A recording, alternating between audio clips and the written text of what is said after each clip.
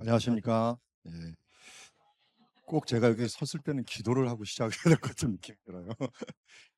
하고 시작해 봅시다. 오늘은 하나님 아버지, 오늘 우리가 하나님의 나라를 세우는 이 일들에 있어서 우리를 써주심을 감사합니다. 주님, 성경대로 행하여 정말 하나님의 교회를 세우고 하나님의 나라를 확장하며 하나님의 뜻을 이루는 우리 사명자들로서 오늘도 우리를 불러싸우니 이 일들 잘 감당할 수 있도록 오늘도 이 종이 실제로 행하였던 부분들이 도움이 되고 힘이 되어서 또 각 교회에서 각 가정에서 각 개인에게 잘 적용될 수 있도록 은혜 베풀어 주시옵소서. 예수님의 이름으로 기도드리옵나이다. 아멘. 앞에서 우리 사모님이 너무 잘해 주셔갖고 제 스타일하고 좀 틀린 분이라서 오늘 또 새로운 방법으로 한번 가도록 하겠습니다. 우리 앞에는 특별히 이 상담과 소통, 특히 애착 관계를 통한 세대 공동체의 비전과 방향을 제시했다면 오늘 이 시간에는 우리 실제적으로 교회에 어떻게 적용할 것인가에 대한 부분들을 함께 보았으면 좋겠습니다. 제가 이렇게 둘러보아도 대부분 교회 사역을 하시거나 또 평신도 사역이 아닌 사역을 하시는 분들이 대부분인데 항상 이런 세미나나 또 이런 컨퍼런스로 오면은 끝에 가서 이런 마음이 들어요. 그래서 어쨌단 말이냐. 그래서 어떻게 하란 말이냐. 이런 실질적인 곳에 들어가다 보면은 문제가 딱 부딪혀 갖고 하는데 이번엔 그래서 컨퍼런스에서는 마지막 한 장면 이거라도 실천하자라고 하는 부분들에 초점을 많이 맞춰서 진행을 해 왔습니다. 자, 오늘 이 시간은 저희 교회에서 또 제가 사역에서 했던 부분들을 함께 나눴으면 좋겠습니다. 제가 원래 뭐 여러분 잘 아시듯이 총신대학원에서 역사 지리, 성경 지리를 강의하고 있습니다. 강의를 벌써 25년 넘게 하다 보니까 제가 이 강의했던 사람들이 큰 교회 담임 목사님들로 가고 막 세대가 교체돼 가고 바뀌는 중에 있습니다. 자, 이런 부분들을 보면서 이제 많은 부분들을 보는데 정말 그러면서도 큰 교회 또 대형 교회들의 가는 모습들 중에서 부족한 부분들 정말 어, 그 이 전통 교회가 과연 소망이 있는가 하는 부분들에 대해서 항상 안타까움이 있는데요. 이번에 제가 저희 교회에서 한번 적용을 해 보면서 이런 부분에 있어서는 좋았고 이런 부분에서는 좀 부족했다라고 하는 부분들을 함께 돌아보았으면 좋겠습니다. 어, 저 위에서 애들이 게임하면서 소리를 지르는데 저한테 감동하는 줄 알았어요. 제가 감동하는 게 아니고 우 하는데 저에서 감동하는 것 같습니다. 예, 제가 감동할 말 한마디도 안 했는데 갑자기 우를 해갖고 예, 저기 숨어 있어하고 지금 뭐 하는지를 몰라요. 자기네들이 도취돼 있습니다. 자, 우리가 잘 아는 것부터 한번 해볼게요. 우리가 168분의 1이라고 하는 것인데요.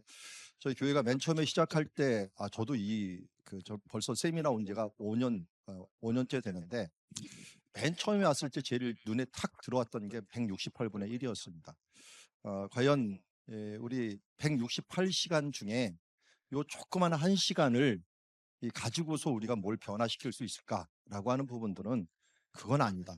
과연 그럼 이 167시간이 어디에 딸려 있는가라고 하는 부분들에 당연히 가정이고 부모였다는 부분들을 알았습니다. 그래서 교회 한 시간이 아니라 정말 많은 시간들을 가지고 있는 이 가정의 167시간을 어떻게 할 것인가에 대한 부분들을 함께 고민하는 그런 시간들로 제가 이제 가졌고 이것을 위해서 거의 한 6개월 정도 안식년을 가지면서 이것을 했습니다. 제 모토가 저희 아버님도 목회를 했기 때문에 저희 아버님을 보면서 저렇게 목회하다가는 탈진하는구나 하는 것을 배웠어요.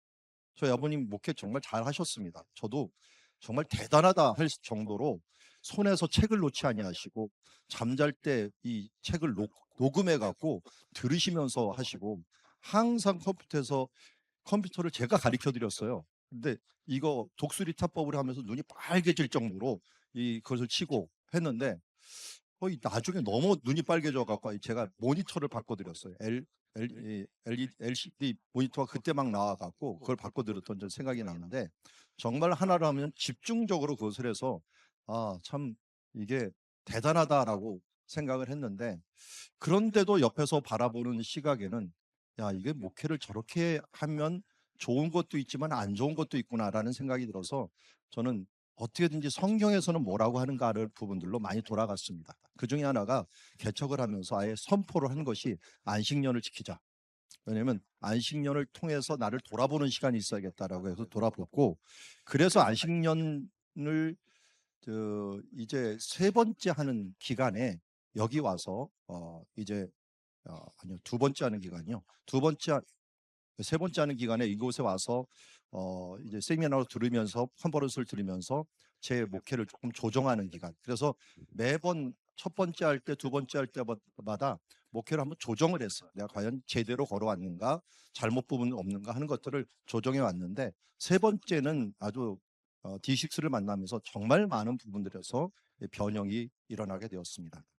그래서 어떻게 보면은 그 전통적인 사역에서 이제 G6의 사역, 세대 간 목표로 넘어가는 이 일들에 있어서 정말 하나님께 주신 아주 최고의 만남이 G6의 만남이라고 할 수 있습니다. 그런데 사실 이 갈증이 저한테 있었어요. 그래서 이 G6를 만나기 전에 벌써 한 3, 4년 전에 세대 통합 예배를 드리고 있었고, 그리고 이건 아니다, 이렇게 가야 된다 하면서 이 설교도 통일하고 있었는데, 뭔가 부족하다 할 때 이 철학을 만나는 거예요. 철학이자 이게 성경적인 철학을 만나면서 야, 이거다 하면서 이쪽으로 돌이키기가 훨씬 더 쉬웠던 것 같습니다. 아마 처음부터 이것을 했다면 시간이 많이 걸렸을 거예요. 그런데 이미 제가 소원했던 것들을 나하고 같은 방향을 바라보는 사람들이 있네 라고 하는 것을 보면서 함께 했고요. 우리 목양터 수원 4년차 목양터가 있는데, 이 목양터에 있는 분들도, 오시는 분들 보면은 다 비슷한 생각, 컨퍼런스들을 참석을 안 했는데도 오셨어. 그게 뭐냐면 바라보는 그 방향을 가지고서 이렇게 해야 되는데 하는, 이런 걸 하는 곳이 없나 하다가 함께 만나는 경우, 이게 정말 최고의 만남인 것 같아요. 그러다 보면은 저는 이 친구가 그냥 친구가 아니라 이 같은 방향을 바라보다가 어느새 보면 옆에 친구가 있는 것이 진짜 친구다. 친구를 사귀려고 막 노력하는 게 아니라 그런 친구들이 함께 가는 거예요. D6 이게 함께 모인 분들이 아마 그런 고민이 있어갖고 다 오신 분들인 것 같아요. 그런 고민들을 가지고 함께 이 방향을 바라보면서 나가는 시간, 그런 시간이 되었으면 좋겠고, 이번에도 이제 방향 전환에 대한 부분이 우리가 된다 하는 것이 봅니다. 이제까지는, 과거에는 지금 어떻게 할 것인가에 대한 것에 초점을 맞췄어요. 부모들은 관객이 있고 다음 세대는 행사의 참여자로서 교회가 가정을 대신하는 구조를 가졌다면, 이 D6에 해당하는 부분들은 초점이 무엇인가를 성경적으로 깨닫게 되는 거죠. 그래서 저희도 신명기 6장 4절에서 9절 말씀을 교회 앞에다 크게 붙여놓고 이 자녀에게 부지런히 가르치를 강조를 합니다. 자녀에게. 그러면 교육의 주체는 누구예요? 부모가 되는 거죠. 부모가 자녀에게 부지런히 가르치라. 그래서 부모는 바로 제자 훈련의 첫 제자가 되는 첫 훈련자가 되는 것이고, 다음 세대는 복음의 제자가 되는 것이고, 가정이 신앙 전수의 주 현장이 되는 것이다라고 하는 부분. 근데 이게 왜 옛날에는 자연스러웠는데 지금은 안 될까 하는 걸 보니까 가족이 해체됐기 때문에 그래요. 옛날에는 대가족이 있을 때는 이게 그냥 자연스럽게 이루어졌어요. 그런데 가족이 해체되면서 문제가 됐는데, 저도 역사 지리로 배경을 보다 보니까 이 배경이 대체 어디서 왔나 봤더니 헬라 사상이에요. 헬라 사상은 성경도 그렇고 사상 생활도 그렇고 막 분리를 쪼개요. 막 쪼개갖고 그것을 분석해 갖고 하는 건데, 뭐 이 영혼도 마찬가지예요. 이스라엘은 영혼과 육체를 분리하지 않습니다. 그런데도 막 혼과 육과 뭐 영 해고 막 이 쪼갭니다. 쪼개는데 이게 이해할 때는 좋은데요, 삶으로 이걸 막 만들어 버릴 때는 이게 교회고 뭐고 다 분리가 되고 있는 거예요. 우리가 제일 좋은, 어떻게 어렵고 힘들 때는 제일 좋았던 주일학교가 이제는 제일 암초와 같은 이런 부분들로 만들어진 것들은 우리가 본질을 잃어버리고, 그때 좋았던 것들의 강점대로 살려야 되는데, 이게 전부이냐 생각하면서 아이들을 분리해내면서 일어나는 일들이 굉장히 많다. 이제부터는 해야 될 그 방향이 뭐냐면 하나 되게 하는 것이다 그래서 바리새인과 사두개인의 누룩을 조심하라고 예수님께서 말씀했는데, 바리새인은 말씀, 전통 이것을 강조하면서 그것을 계속했고, 이 사두개인은 성전을 점하고 있으니까 예배 그리고 기도 이것을 강조했는데, 이 양극단으로 가지 말고 진짜 우리가 교육에 대한 부분들 소중히도 여기고, 또한 이 함께하는 예배도 소중하게 여기고 가정도 소중하게 여기는 이 부분들을, 또 디식스 한다면서 너무 가정하다가 이 교회를 해체해버리는, 제가 휴스턴에 있는 어느 교회 말을 제 아들을 통해서 들었는데요. 들어보니까 거기는 예배는 못 와도 되니까 가정 예배를 잘 드려라, 이런 식으로 얘기한다더라고요. 그리고 거기 가려다가 여기 안 되겠다라고 다른 교회를 갔대요. 근데 너무 또 그쪽으로 강조하는 것들도 문제. 공동체 예배와 가정의 모든 부분들이 함께. 그래서 오늘 우리 주제가 뭡니까? 가정과 교회가 동역을 해야 되는 거지, 이게 따로따로 놀아서는 안 된다라고 하는 생각을 가지게 됩니다. 그래서 방향을 이쪽으로 가졌으면 좋겠고요. 그리고 저는 제일 이스라엘에서 공부를 했기 때문에 이스라엘에서 제일 부러웠던 것 중에 하나가 뭐였냐면 이 문화였어요. 문화가 정말 좋은 문화가 딱 자리 잡히면 무엇보다 힘이 있거든요. 그 중에 하나가 우리 신명기의 이 신명기 6장에 대한 문화가 거기는 완전히 자리 잡혀 있어. 그러니까 어떻게 보면 제가 유학할 때 돈이 없어 갖고 제일 싼 동네 갔더니 어느 동네가 제일 싸냐 그러니 종교인이 사는 동네가 제일 싸더라. 그래갖고 제가 종교인에 둘러싸여 갖고 안식일이 되면은 갑자기 우리 집에 똑똑똑 두들겨요. 그래서 왜 오냐 그랬더니 우리 좀 와서 일 좀 도와달라 그래. 그게 뭐 도와달라 했더니 냉장고 좀 열어달래요. 냉장고 여니까 불이 켜지잖아요. 불 끄는 걸 잊어버린대. 냉장고에 불 끄는 게 있는데 이걸 키면은 불을 키면서 일을 하는 게 되는 거야. 근데 일을 하게 되니까 그걸 꺼야 되는데 자기네들이 못 끄는 거야. 왜? 일을 하니까. 그럼 이방인이 꺼주는. 아니 이방인은 일해도 되고 너희들은 일 안 해도 되냐? 그랬더니 성경에 보면은 유대인들을 보고 너 사람아 라고 했고, 그러면 유대인들이 사람이니까 유대인이 아닌 사람은 사람이 아니다, 이렇게 해석을 해갖고 이방인들은 열어도 된다. 사모는 혼자 있다가 갑자기 어떤 사람이 병을 가져왔대요. 이 병을 가져왔는데 이게 해열제 병이요. 해열제 병인데 해열제 따갖고 애 먹이면 되는데, 아니 해열제는 다 먹이들 새 거가 있대. 새 거를 따는 건 일이래 또. 그래서 새 거를 따달라고 직접 가져와서 따주는 일들까지 있는 거예요. 이게 너무 지금 형식화된 부분인데요. 한편으로는 부러웠어요. 철저히 자기네 문화와 자기네 것들을 지켜나가는 것들. 그게 신명기의 이 문화뿐만 아니라 안식일 문화 이런 부분들이 문화가 돼 있다 보니까 그들을 흔들 수가 없었어요. 흔들 수가 없어요. 그 이슬람이 무너뜨리지 못한 게 그리스 정교회입니다. 그리스 정교가 무너지지 않았던 이유 중에 하나가 그리스 정교는 수도원 문화가 자리 잡고 있었어요. 그러다 보니까 아무리 그들을 흔들려고 해도 이 가난한 가운데 자기를 지키는 문화들이 지켜왔다는 거예요. 그래서 우리가 정말 이 디식스를 하지만 이 디식스를 통하여서 문화로 정착시키는 것들이 무엇보다 중요하다.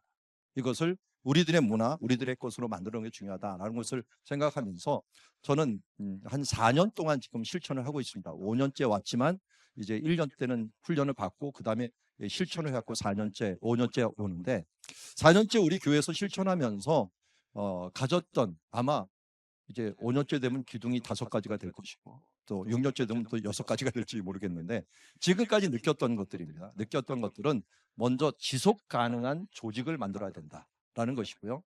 또 하나는 세대 통합 예배가 반드시 이루어져야 된다 하는 것이고, 그 다음에 이 커리큘럼이 함께 흘러가야 돼. 모든 세대가 커리큘럼이 한 말씀으로 흘러가야 된다는 것이고, 이제 저희가 한 2년 전부터 바꾼 것 중에 하나인데요. 이 부모와 그리고 이 교육기관과 이 서로 협력을 하면서 하나로 굴러갈 수 있는 동역 체제를 이루어야 된다라고 하는 부분입니다. 이런 부분들을 오늘 하나하나씩 좀 한번 보았으면 좋겠습니다. 먼저 제가 디식스 전도자가 되어갖고 노회에도 얘기하고 이 사람 저 사람도 얘기했는데요. 못하는 이유가, 가장 큰 이유가 뭔지 아십니까? 목회자 컴플렉스. 목회자 자기 자신부터 못하는데 누굴 또 시키겠어요? 그런데 대부분의 목회자가 이미 자녀가 성숙한 상태예요. 아니 떠난 사람들도 있고 아예 떠났는데 신앙생활을 안 하는 사람들도 있고, 이런 사람들이 있다 보니까 목회자 컴플렉스 때문에 못하는 경우가 많아요. 차라리 우리 아이들이 초등학교나 유치부나 있는 목회자라면 실천하기가 쉬워요. 근데 그런 목회자가 뭐 단임 목회를 하나요? 그 개척을 하더라도 아주 힘들게 개척을 하고 있는 상태일 때고, 그러다 보니까 여기에서 해야 되는 첫 번째가 목회자 가정의 선행적인 실천이에요. 실천. 저도 제일 먼저 실천하기 힘들었던 게 가정 예배입니다. 저희 아버님도 목사님이었지만 가정 예배를 한 번도 안 드렸어요. 저희 아버님이 하는 말, 교회 와서 예배 드리면 나하고 같이 예배 드리는 거다. 그래서 예배 참석하는 게 가정 예배였어, 우리. 왜냐면 또 교회 옆에 우리 집이 있었기 때문에. 잠자다가도 교회 갔다가 왔다 갔다 하는 게 그 교회 안에가 제 생활터였으니까, 그러다 보니까 그런 것도 이해가 될 수 있었는데, 그러다 보니까 저도 커서 가정 예배를 인도한다는 게 너무 어색했어요. 그 사모는 가정 예배를 드렸다고 하는데 저는 너무 어색했어요. 그런데 통합 예배를, 우리 DC를 만나기 전에 통합 예배를 드릴 때 무슨 현상이 일어나냐면 애들이 떠들기 시작하는 거예요. 그런데 부모가 나중에 보니까요, 아까 김지철 목사님도 어제 얘기했는데 아이들은 이해 다 해요. 아이들은 이중 언어를 이해할 수가 있어요. 떠들면서 들을 수 있어요. 그래서 아이들의 문제는 아니에요. 부모의 문제예요. 부모가 도저히 예배를 못 드리겠다는 거예요. 특별히 자존심 강한 부모들이 있어요. 좀 잘난 부모들. 이런 부모들은 자기가 아이들이 떠드는 거, 이 부산한 것을 못 봐줘. 자존심이 상해가. 그래서 한 가정이 나갔어요. 좀 씁쓸하더라고요. 그런데 그것 때문에 저희도 좀 이걸 어떻게 해야 되냐 해서 DC를 만나기 전에 교회 발전위원회를 만들어 갖고 서로 막 의논하도록 했어요. 의논하고 한 달 동안 의논했어요. 어떻게 할 것인가. 목사님이 고집이 세고 막 제가 개척 짜니까 밀어갈 걸 뻔하니까 우리가 말해도 안 들을 거야 하면서 얘는데 저는 이제 우회로 계속 듣고 있었어요. 듣고 있다가 이제 나중에 교회 발전위라고 하는 것을 통해서 들은 보면은 아이들을 어떻게 좀 설교 때만이라도 좀 분리 좀 시켜다오라고 하는 이야기를 들어요. 특별히 유치부라도. 그래서 유치부는 너무 힘들 것 같으니까 유치부라도 해달라. 그리고 그다음 유초동부, 나중에는 중고등부는 안 하려고 그랬는데 중고등부도 우리도 해달라라고 하는 바람에 이게 분리를 시켰는데, 이 분리해서는 안 되는 부분들이 통합 예배잖아요. 저도 예배라고 하는 부분들이 어떤 면에서 진짜 주일학교가 예배는 아니잖아요. 학교지. 예배를 제대로 드려야 되는데 예배를 제대로 안 드리고 중고등부를 끝나버리면은 이건 예배 한 번도, 주일날 와서 주일 예배 한 번도 안 드리고 끝나는 거나 마찬가지. 학교 왔다 가는 것이 똑같은 경우가 되기 때문에 이건 성경적이 아니다라고 했고, 어떻게 했는데 어쨌든 이곳에 드리려고 한 제가 3년은 버텼어요. 3년은 예배를 같이 드리려고 했는데 이게 뭐가 또 부작용이 나냐면 새로운 성도들이 시험을 받아요. 이 교회는 왜 이렇게 산만해? 애들이 막 있다면 산만해. 적응을 못 하겠어요. 그래서 이 적응을 못 하고, 나이 드신 분들이 특별히 적응을 못 해요. 차라리 어린이 데려온 사람들, 이 교회 좋다, 우리 애들하고 같이 하니까.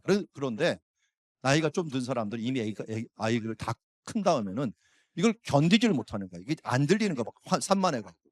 그것 때문에 문제가 컸는데, 그래서 1차적으로 제가 무슨 말 했냐면 가정에서 예배 드려라. 가정 예배를 드리면 거기서 습관을 가지고서 올 것 아니냐라고 해갖고 저희 가정부터 같이 드린 거예요. 할 수 없이.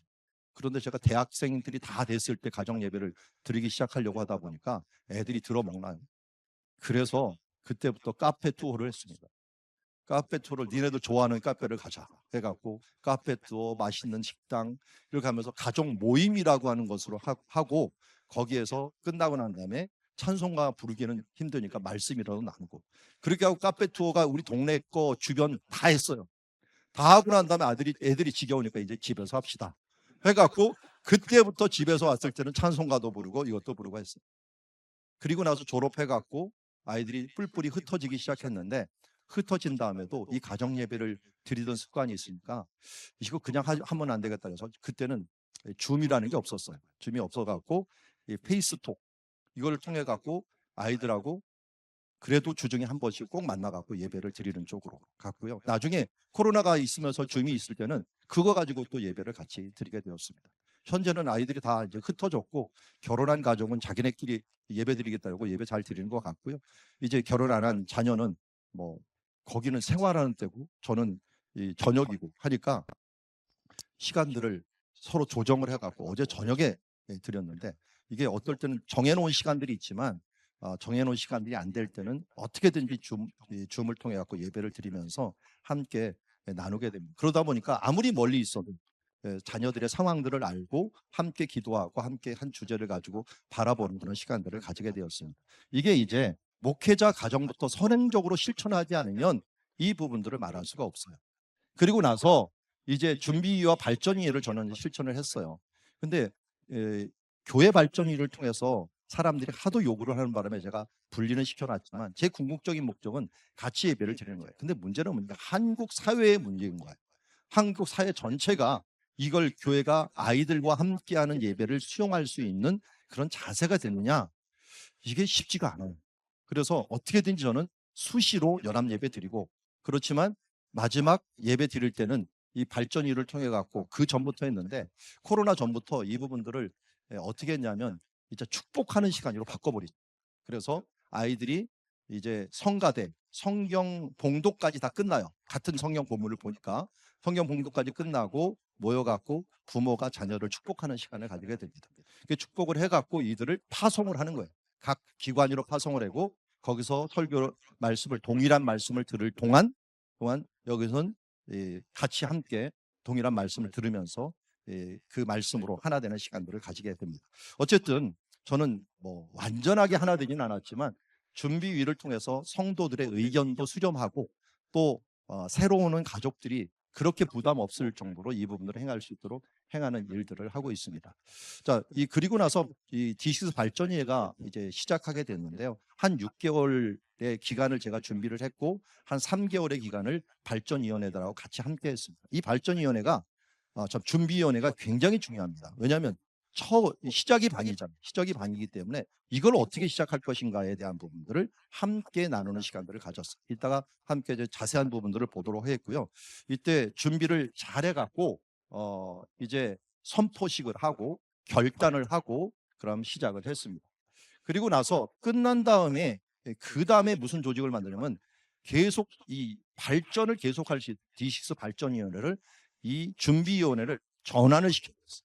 전화를 해갖고 그들이 한 달에 한 번 모여갖고 이걸 제대로 시행을 했느냐, 앞으로 할 일이 무엇이냐 하는 것들을 당회 다음으로 큰 일을 하는 기관이 D6 발전위원회가 되어버렸습니다. 여기는 이제 초신자부터 시작해서 관심 있는 부모들 다 들어와서 이 부분들을 이야기할 수 있을 정도로 이 부분들을 두어서 이 맨 처음에 만들 때 발전이 우리 이러한 일들 할 겁니다 하면서 제가 세미나도 하고 뭐 예배도 계속하고 또 초청을 해갖고 강사를 듣고 해갖고 이제 6개월 뒤에 시작을 했지만 이걸 감동 있는 사람이 과연 얼마나 될까 모르겠어요. 그런데 제가 보니까 저 가정들이 있고 저 가정들이 있고 이게 꼽는 가정들이 보이잖아요.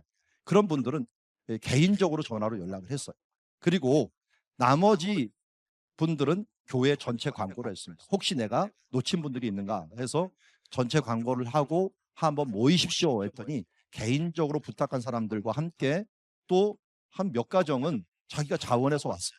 와갖고 그 사람들이 합쳐져 갖고 발전위원회를 준비위원회를 했고, 그러다 보니까 발전위원회는 아주 자연스럽게 연결이 돼 갖고 진행을 할 수 있는 그런 관계가 되었습니다. 이렇게 이제 교회적으로는 가고 있지만 동력을 사실은 공급하는 것들은 제가 보기에는 목양토예요. 목양토.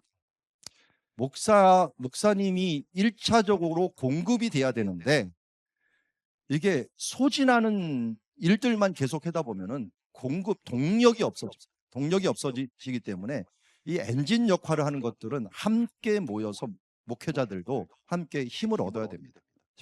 제 호가 양견이거든요. 양치는 개다. 그래서 나는 개다 이렇게 얘기를 하는데, 선한 목자는 예수님, 나는 그 옆에서 양들 옆에서 몰아가는 양견이다 그러는데, 양치는 개들이요 정말 외롭더라고요. 혼자서 이 양들을 하는데 근데 외롭지 않은 시간이 있어요. 양들이 우리에 딱 들어간 다음에 개들끼리 모이더라고요. 개들끼리 아주 시원한 곳에 모여갖고 별 말도 안 해요. 그냥 가만히 누워 있는데 그게 위로가 되나, 그 에너지를 가지고 또 양을 치고 하는 일들을 보게 되었습니다. 그래서 우리 목양터는 개들의 모임이다 이렇게 생각하시고, 이 양치 개들이 모여갖고 또 이런저런 우리 계속 목양터 얘기를 어제 했지만 위로도 받고 힘을 얻고 지속성을 계속할 수 있어요.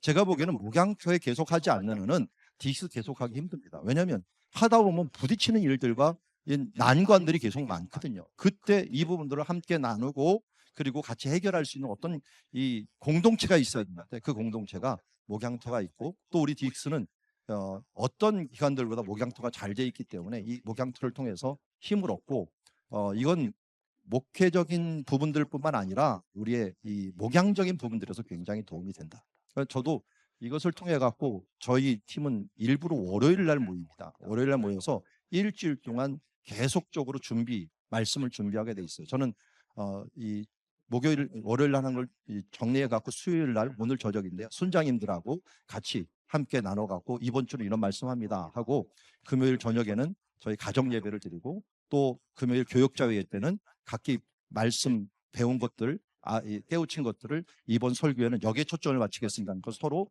초점을 맞추는 일들을 하고 또 토요일 날은 모여갖고 함께 기도하면서 또 제가 설교 준비하면서 한 3차, 4차, 5차에 거쳐서 준비를 하고 그 다음날 새벽까지도 이 부분들 준비하고 계속적으로 나누면서 준비하는데 그중에 가장 큰 원동력을 주는 건 사실은 목양토입니다. 저도 뭐 노트북, LM이 뭔지 뭐 챗GPT가 뭔지 이렇게 몰랐다가 목양토에 와서 이런 것도 있습니다. 저런 것도 있습니다. 서로 막 교환을 하다 보니까 야 이렇게도 할 수 있네 저렇게도 할 수 있네 그런데 이것에 장점이 있고 이런 거에 단점이 있네 하는 부분들을 조정해가는 그런 부분들을 보았고 어제도 이제 AI를 얘기했지만 이런 부분들을 우리 목양토 이미 다 충분히 행했던 부분들이고 더 발전시키고 있는 중에 있습니다. 그러니까 여러분들이 이 목양토와 함께하면은 세대를 이길 수 있을 뿐만 아니라 참 동력이 될 수 있는 목회자들의 이 공동체를 이룰 수 있다라고 하는 이 강점이 있습니다. 자, 열정만으로는 부족합니다. 지속 가능한 사역 엔진을 이렇게 만들어서 가시면 좋겠고요.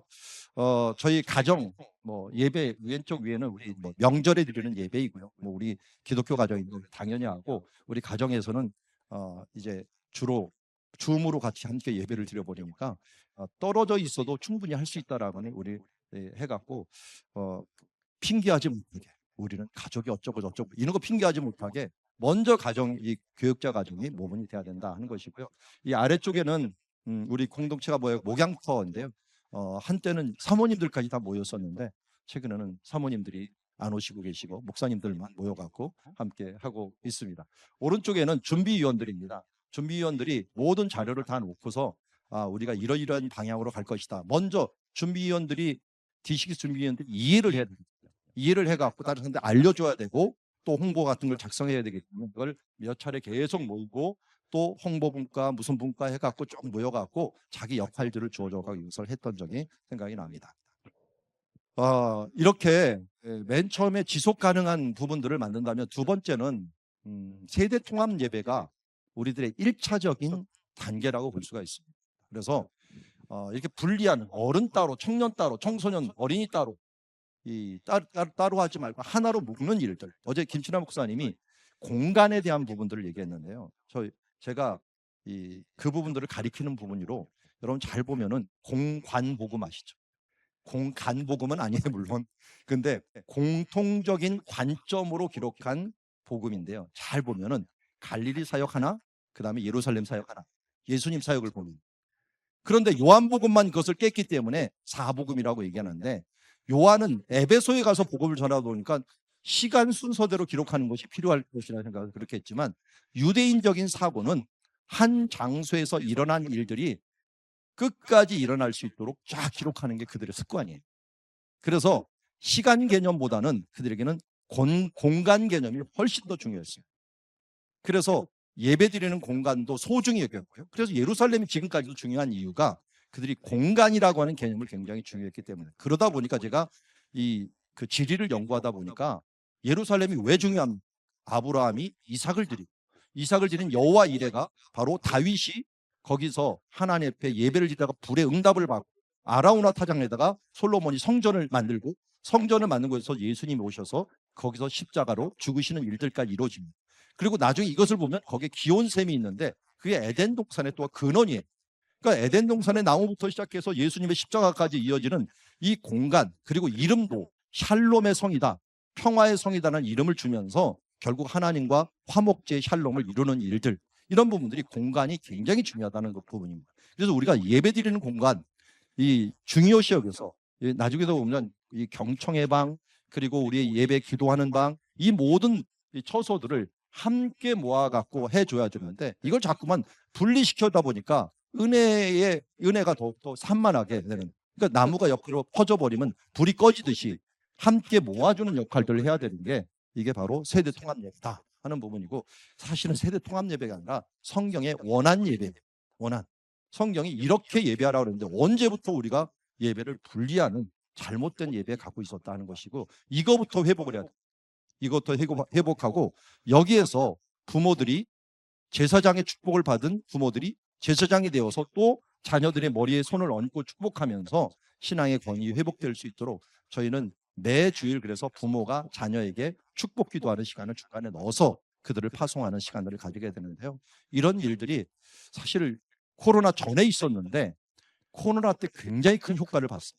왜냐하면 함께 모여서 예배 드릴 때 부모가 중심이 되어서 유튜브 앞에서도 충분히 예배를 드릴 수 있는 공동체로 만들어졌다 하는 부분들에서는 굉장히 큰 도움을 받았습니다. 그래서 단순한 동석을 넘어서 세대 통합 예배를 드려서 다음 세대의 주도적인 참여를 행할 수 있도록 해주는 것들.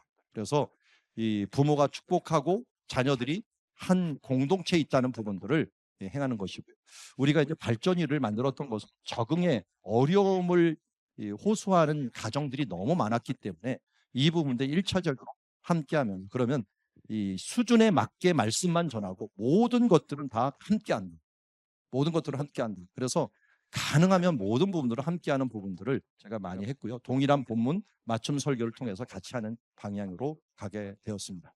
자, 그래서 우리 특송도 그렇고 찬양인도도 그렇고 3세대 찬양단이 됩니다. 여기서도 3세대 찬양단이 나왔지만 우리 교회는 매주 3세대 찬양단이 됐고, 특별히 어린이주일 날인데 어린이주일 날은 아예 어린이들이 와갖고 찬양을 전체적으로 인도할 수 있도록 그렇게 만들어 놓았고요. 그리고 매번 기도할 때마다, 그리고 이건 어린이주일 때는 아예 어린이들이 나와갖고 부모들이 기도할 수 있는 그런 시간들을 가지고 있습니다.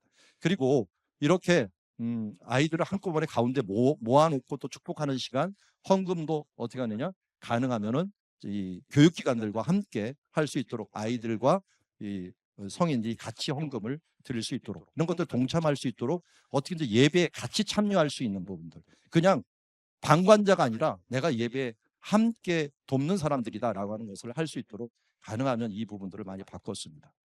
세 번째는 여러분들이 잘 알듯이 커리큘럼을 통일한 겁니다. 커리큘럼 통일하다 보니까 작년 예배나 교회 학교나 가정 큐티 모든 것들이 다 한 본문을 가지고 움직일 수 있도록 만들어 놓은 거죠. 그러다 보니까 가정에서 신앙의 대화가 될 수 있고, 교회에서 뭘 배웠는지를 물어볼 필요가 없어요. 필요가 없고, 막연한 질문이 사라지고, 오늘 우리가 함께 들은 말씀으로 하면서 오늘 이번 주 말씀이 이거잖아 하면서 아이들한테 직접 얘기해도 되고, 그 부분들을 소통할 수 있는 큰 근거가 되어서 같은 말씀으로 함께 모아주는 일들을 행한 것을 보게 됩니다. 그래서 여기에 정말 저는 최고의 교사이자 특징이 디스 커리큘럼인 것 같아요. 이 커리큘럼은 제가 원래 소원했던 건데 여기서 미리 하고 있었어요. 왜냐하면 그전에는 큐티, 뭐 생명의 삶이라든지 이런 매일 성경이나 제가 큐티를 우리 교회에서 하고, 큐티 끝난 다음에 그걸 모아진 걸 갖다가 제가 설교를 준비했습니다. 근데 설교를 그때 토요일 저녁까지 막 준비하다 보니까 이 교육자들까지 나눠줄 일이 없었어요. 부교육자들. 그래서 제가 설교하고 그 다음 주에 부교육자들이 설교를 해다오라고 해갖고 했는데 이게 뭔가 찝찝했어요. 끝난 다음에 하고 나면은 다음에 적용할 시간도 있고, 그리고 강의 설교만 계속 되는 거예요. 강의 설교만. 그런데 딕스 커리큘럼은 어떻게 됐습니까? 이게 주일날은 무조건 강의 설교입니다. 1년 강의 설교와 교리 설교가 같이 매 1개월마다 하고 3개월마다 돌아가는 이런 코스들이 계속 있은 다음에, 주중에 그 좀 갈급했던 게 뭐냐면, 주중에 주일날 받은 말씀을 가지고 삶에서 어떻게 적용할까를 이 큐티에서 녹여내는 주제 강의로 들어갑니다.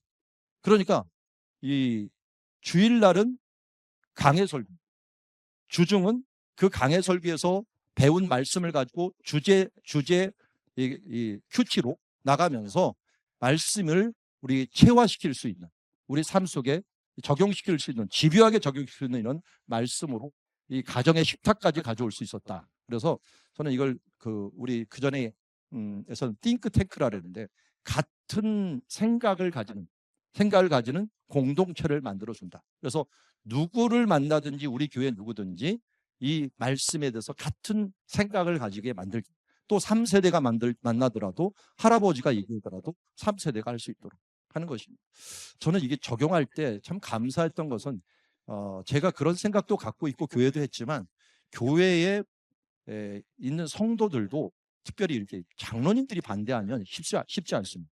근데 우리가 감사하게도 이 장로님들이 다 3세대가 되고 있었어요. 3세대에 3대가 다 교회를 나오고 있는 바람에 제가 이 부분들에도 오케이를 하고 얼마든지 할 수 있도록 차라리 더 밀어주면서 우리 손주들이 더 신앙생활을 잘할 수 있도록 할 수 있도록 도와주는 것도 어떻게 보면 하나님께서 저를 도와주신 일들이라고 할 수 있겠죠. 만약 이것을 반대하는 이 자녀들 중에서 누구라도 교회를 안 나오면 뭔가 찜찜해 갖고 별로 안 좋아했을 거예요. 그런데 이런 부분들이 토양이 돼 있다는 것들이 참 하나님 앞에서 감사한 부분이라고 할 수 있습니다. 그래서 주일 강단의 설교가 장년부, 청소년부, 어린이 부서까지 모두 수준에 맞게 돼 있고 설교도 수준에 맞게 하고 공과도 수준에 맞게 다 하면서 나중에 가정 식탁까지 가면서 우리가 배운 말씀을 함께 나눌 수 있고 예배드릴 수 있도록 이렇게 만들어 놓은 일들을 했습니다. 그래서 저희 교회는 뭐 1년 차부터 4년 차 이걸 다 붙여 놓는데요. 각 기관마다 붙여 놓고 이 아래쪽에는 1년, 2년, 3년, 4년, 5년, 6년 차인데 지금 4년 차를 저희는 하고 있습니다. 5년 차를 이제 시작을 하셨던 분이 있고 아예 처음부터 5년 차 하시는 분들도 있는데 제가 올 때만 하더라도 무조건 오면 2년 차 하면 1년 차를 하라고 했거든요. 근데 그 다음부터는 그 순서가 깨져 버렸어. 내가 분명히 2년 차 하면 1년 차가 있어야 되는데 1년 차가 없어져 버렸어요. 갑자기 3년 차가 있고. 그래서 어떨 때는 억울하더라고요. 왜냐면 지금 5년 차 하시는 분들 중에 한 3분의 2 가량은 원래 이 2년 차나 1년 차에 드는 사람들이에요. 그런데 그곳에 가 있더라고요. 그런 좀 어떻게 보면 부흥이 확 일어나고 각기 하는 곳이 있었다면 좋았겠는데 그런 부분이 안 되는 바람에 졸지에 우리만 지금 우리 목양토만 4년 차가 돼 있고요. 다른 사람들은 다 5년 차를 하고 있더라고요. 그래서 이거 참 애매하다라고 하는 생각이 들었는데 어쨌든 어디부터 시작해도 사실 보니까 상관이 없더라고요. 상관이 없는 게 그렇게 시작돼요. 그런데 6년 차가 되면 성경 한 권을 다 하고 교리를 다 공부할 수 있도록 그렇게 되는 코스가 돼 있기 때문에 너무 좋았습니다. 거기다가 분기별로 구약, 신약, 특별 주제. 어떨 때는 이제 특별 주제가 뒤에만 있지 않고 앞으로 올 때도 있죠. 왜냐하면 절기가 부활절이라든지 추수감사절이라든지 성탄절이 있을 때는 이 절기 때문에 특별 주제가 앞으로 오면서 변할 때가 있습니다. 자, 그리고 이제 마지막 기둥은 다음 세대를 품는 삼각 동역인데요. 저희는 이 부분들을 작년부터 했군요. 작년부터 시작을 했는데 부모하고 교사, 교역자를 하나로 묶는 것들이 어떻게 할까 하는데 저도 디스 컨퍼런스를 통해서 배운 거예요. 우리는 이제 그 구역을 순이라고 부르는데요. 순을 학부모 그 위에 있는 아이 나이, 아래 있는 아이 나이를 택하려고 하다가 부모들이 제일 힘들어하는 게 첫째를 키우는 걸 힘들어하더라고요. 두 번째는 뭐 키워봤으니까 좀 낫고요. 그래서 첫째 아이들 나이로 모두 잘랐습니다. 그 아이가 어디에 소속되어 있느냐, 유치부에 있으면 유치부 순, 그리고 유년부에 있으면 유년부 순, 그리고 초등부에서 초등부 순, 이렇게 순을 다 나눠 갖고 조직을 했습니다. 어느새 제가 벌써 사역을 26년 하니까 청년부 순이 제일 많더라고요. 청년부 순이 제일 많은데 어쨌든 청년부 순들로 몇 개로 이제 나눠 갖고 하긴 했지만 각기 순들이 많으면 1순, 2순, 3순, 청년 1, 2, 3, 그것도 청년 여성 1, 2, 3 해갖고 청년부 순이 벌써 6개라는 거예요. 이렇게 되고 그 외에는 우리 유아부터 유치까지 모아놓고 이렇게 해갖고 각자 나눠갖고 이걸 순위로 나눠갖고 소그룹 모임을 그렇게 했어요. 그랬더니 지금까지는 굉장히 2년 하고 있는데요. 지금까지는 굉장히 좋습니다. 왜냐하면 자기 고민들이 자동적으로 나옵니다. 아까 상담 얘기했는데요. 상담 정말 좋습니다. 그런데요. 이 집단 치유 상담이 돼요. 자기네들 자녀들이 고민되었던 부분들을 함께 자연적으로 나누고 그걸 말씀을 통해서 나누면서 실천하는 거예요. 한때는 야 우리 이 핸드폰 유해하다. 우리 교회 올 때 가져오지 말자라고 자기네끼리 또 합의를 해갖고 부모들끼리 우리 아이들한테 교회 올 때는 핸드폰 가져오지 말게 하자 해갖고 한동안 안 가져왔어요. 그런데 어느새 지금 또 가져오고 있더라고요. 근데 이게 합의를 해갖고 어떨 때는 이렇게 이런 것도 저런 거 막 하면서 한번 책도 읽어보자 뭐 하자 해갖고 으쌰으쌰 하는 것들이 제가 보기에는 집단적으로 성장할 수 있는 그런 부분들도 굉장히 좋다라는 생각이 들었습니다. 그래서 순장 모임을 따로 하지만 이 순별로의 모임들도 굉장히 좋았다는 생각이 들고요. 자녀를 제자하는 든든한 파트너십이 될 수가 있어갖고 이 부분들에서 교육자하고 교사들, 교사하고 부모들, 부모하고 교육자들 서로 소통하면서 우리 다음 세대를 키울 수 있도록, 그리고 이제 기도 제목들도 이런 것을 가지고 함께 기도를 하다 보니까 아이들의 기도 제목이 고통돼요. 근데 결혼을 늦게 한 사람들도 있고 일찍 한 사람도 있잖아요. 그거 상관없어요. 보니까 늦게 한 사람이건 나이가 중요한 게 아니라 아이 나이가 중요하더라고요. 부모 나이가 아이 나이더라고요. 결국은 고민이 아이 나이니까. 그래서 함께 이 부분들을 할 수가 있어. 학교 생활과 고민, 신앙교육 이런 부분들을 함께 나누고 연대를 이룰 수 있는 그런 것이 되었고, 그래서 교회 행사를 하면 무조건 같이 합니다. 무조건 부모, 교사, 교육자 하나 돼 갖고 이 부분들을 의논해 갖고 할 수 있도록 이것을 행하고 있는 것을 보게 됩니다.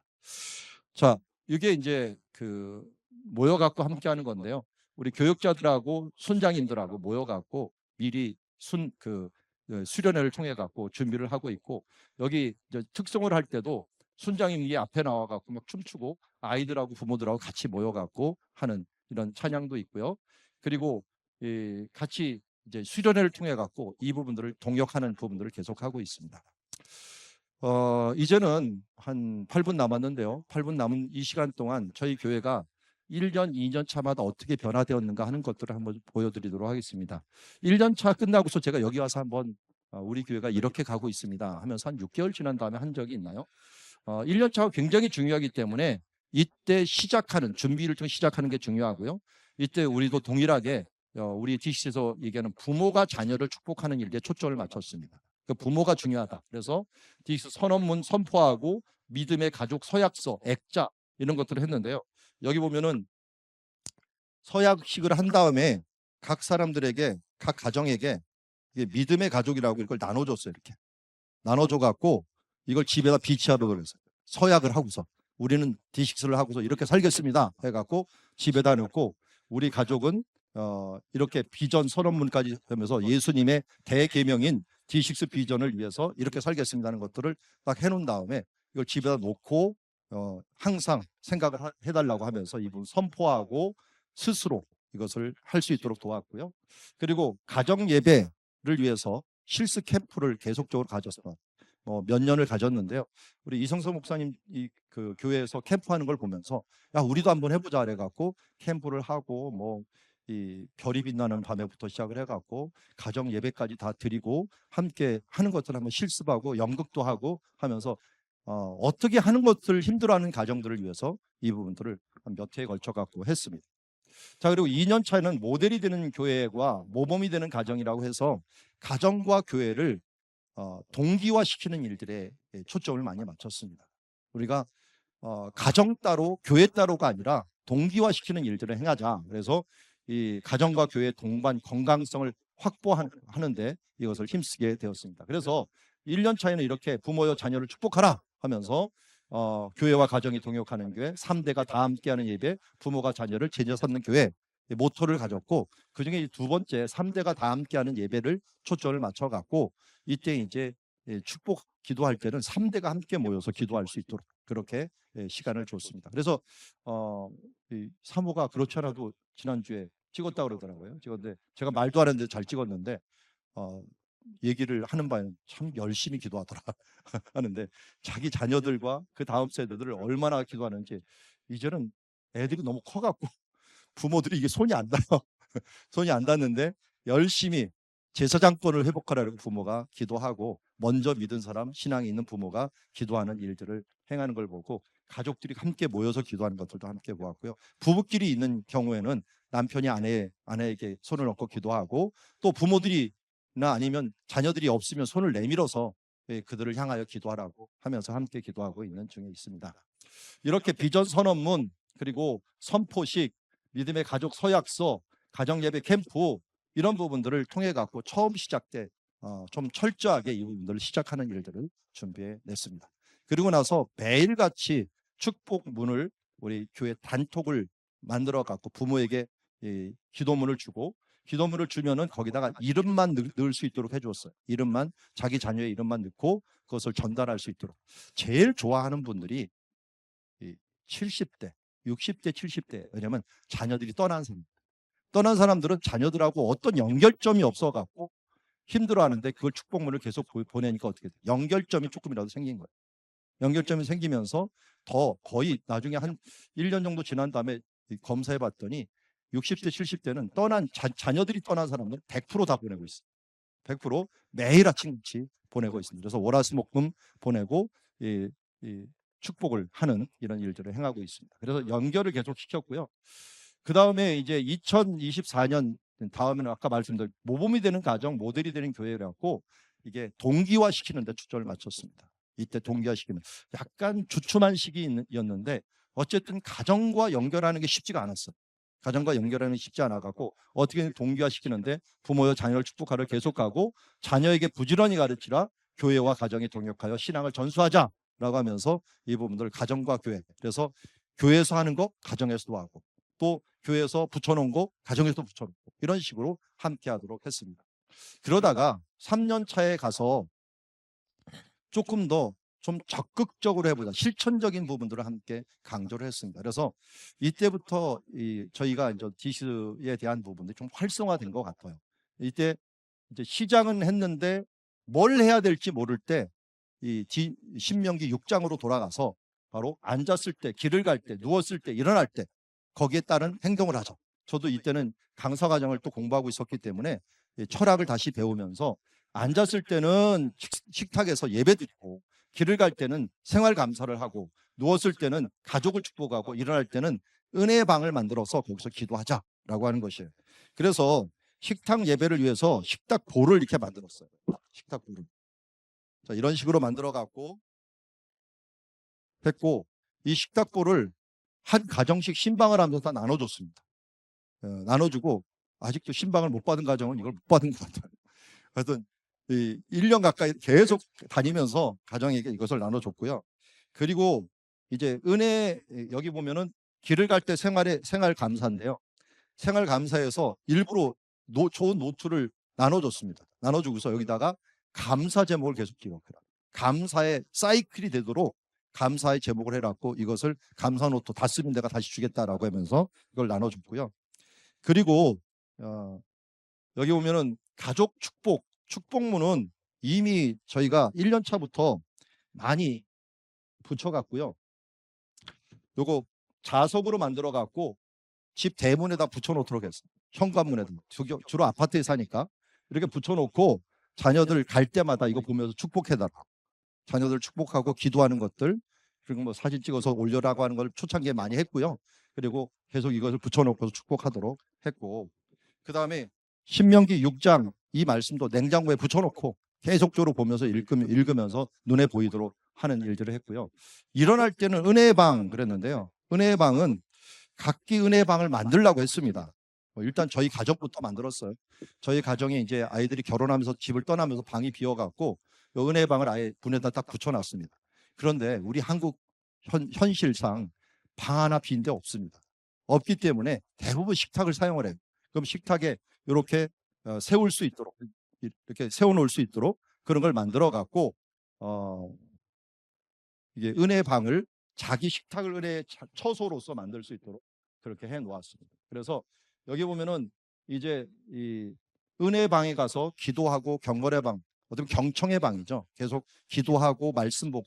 저희도 매일 성경 읽기를 하는데 저희 가족도 지속적으로 그 방에 들어가서 어제 저녁에도 성경 읽고 같이 읽을 때는 하고 끝난다고 손잡고 기도하고 이런 시간을 이 은혜 방에서 계속 갖고 있습니다. 그리고 이 함도 하나씩 줬어요. 이거는 제데카라고 해서 사람들에게 그냥 그 하나님 말씀대로 살아가는 사람들, 남들을 돕는 헌금을 좀 모으자. 그래서 돕는 헌금을 모으는 장소까지 함을 줘갖고 여기다가 지속적으로 돕는 헌금들을 모을 수 있도록 만들어 놓았습니다. 이렇게 해서 3년 차부터 좀 실천적인 부분들을 행하게 되었습니다. 자, 4년 차가 됐는데 할 게 더 없는 것 같아요. 그래서 더 전수하는 교회. 이름 하나 넣었는데 잘 보니까 신명기 6장에서 하지 않은 게 있더라고요. 그게 뭐냐면 내 마음에 새기고라고 있는데 마음에 새기는 게 성경 암송이더라고요. 그래서 성경 암송 운동을 하게 됐습니다. 그래서 어, 성경 암송 구절을 갖다가 이렇게 만들었어요. 지금 매달 만들어 갖고 이걸 이제 디스 발전위원회에서 나눠줍니다. 교회도 막 붙여놓고요. 해갖고 암송을 할 수 있고 뒤에는 사방에는 성구 부처까지 같이 갑니다. 그래서 이걸 갖다가 집집마다 다 붙여놓고 교회에다가 붙여놓고 화장실에다 붙여놓고 우리 교회는 화장실 가면 피할 수가 없습니다. 사방을 둘러봐도 이 성경 구절밖에 없어요. 매달 바꾸는 구절들로 외워야 될 걸로 계속 해놨습니다. 그리고 두 눈으로 말씀 묵상 해갖고 우리가 큐티 운동들을 지속적으로 하고 이 단톡을 묶었어요. 그래서 말씀 묵상할 수 있는 곳, 그리고 말씀 읽기를 예전에는 뭐 창세기 쭉, 출애굽기 쭉 했는데 그렇게 안 하고 큐티 말씀에 해당하는 장을 읽도록 했어요. 그래서 한 장이라도 이번에는 우리는 이제 야고보서 오늘은 4장이었는데 4장을 읽도록 한 거예요. 함께 가족이 모여. 그래갖고 그날 큐티를 얘기할 수 있도록 만드는. 그래서 매일 한 장씩 그것도 소리 내서 어떻게 했냐면 소리 내서 녹음해 갖고 단톡에 올리도록 했어요. 그래서 지금 단톡으로 다 올리고 있고요. 거기서 느꼈던 점들 새 키워드 그리고 좋은 구절 하나 해갖고 조금씩 올려갖고 원하는 사람 뭐 길게 써도 된다 해갖고 그렇게 하면서 말씀 묵상을 제대로 할 수 있도록 하는 일들 두 손에 축복 나누면 계속 가고 있습니다. 자, 그래서 4년 차는 말씀을 오감과 공간에 새기는 일들을 지속적으로 하는 일들을 진행을 했고요. 3년 차, 4년 차 생활의 리드마 말씀의 각인 해갖고 이렇게 1년 차, 2년 차, 3년 차, 4년 차로 갔고요. 5년 차는 어떻게 할 거냐? 모릅니다. 근데 여기 뭘 써놨더라고요. 가정과 교회가 함께하는 세대 간 제자훈련. 그래갖고 제가 내년에는 이걸로 해야겠다. 세대 간 제자훈련 해야겠다. 6년 차는 여기 보니까 부흥운동 해갖고 부흥운동 해야겠다라고 하는 말이 갑자기 생각이 났어요. 이게 되는지 안 되는지 모르겠지만 더 기도해보고 이게 이런 식으로라도 어떻게든 계속적으로 발전해갖고 우리가 부족한 부분들을 계속 내 것으로 만들어야겠다는 생각을 가졌고요. 그래서 1년 차, 2년 차, 지금 3년 차, 4년 차 됐고요.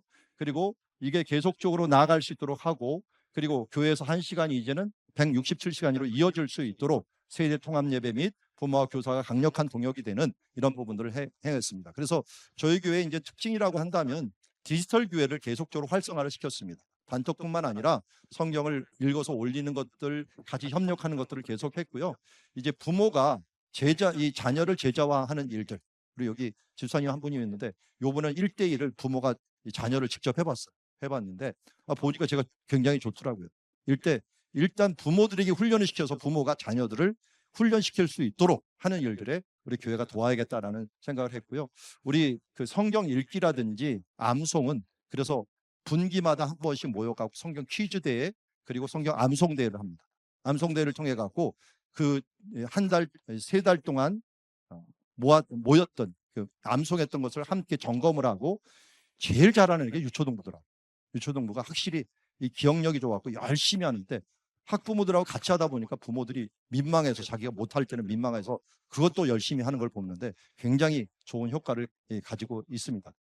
자, 단톡방이라든 이걸 활용했고요. 우리 이 교회에 어떻게 보면 우리 구속사가 이렇게 나선형적으로 간다고 하는데 현재는 단회적인 일들도 시작을 했지만 이것이 반복되어 갖고 우리의 습관이 되고 체질이 되고 문화가 되고 그래서 제자화가 될 수 있도록 계속적으로 진행하고 있는 중에 있고 아직도 진행 중이고 앞으로도 계속적으로 진행하고 있습니다. 그래서 지금도 뭐 여러 가지 활동들 이런 부분들도 같이 하고 있고요. 심지어 이제 모든 활동, 선교도 마찬가지예요. 선교도 이번에도 저 준비하고 있는데 준비하는 것도 온 가족. 가면은 일장 혼자만 가지 말고 가족이 가요. 그래서 가족이 같이 움직이는 공동체를 놓고 있습니다. 이제 마무리를 하면서 여러분들이 과연 무엇을 원하는가 하는 것들인데 우리가 할 수 있는 첫 장면은 무엇인가 뭐 여러 가지가 제가 얘기를 했어요. 그렇지만 교회에서 할 수 있는 것부터 했으면 좋겠습니다. 그래서 뭔가를 시작을 해야 되고 특별히 저는 권장하기는 할 만한 사람들 그 모델이 되는 대상들을 함께 모아갖고 그 사람들부터 시작을 해갖고 준비위원이 돼갖고 전체적인 방향감을 계속하면 좋겠다. 가정이 살아나면 교회가 살아나고 세대가 연결되면 복음의 흐름은 끊임없이 이어진다는 이 사실들을 알고 우리가 지속적으로 이 부분들에 함께하는 여러분들이 되겠고, 이 부분들이 궁금하거나 그러면 목양토에 오시면 얼마든지 도와드리고 모든 자료들이 다 준비되어 있습니다. 이제는 핑계하지 못합니다. 내가 안 할 뿐입니다.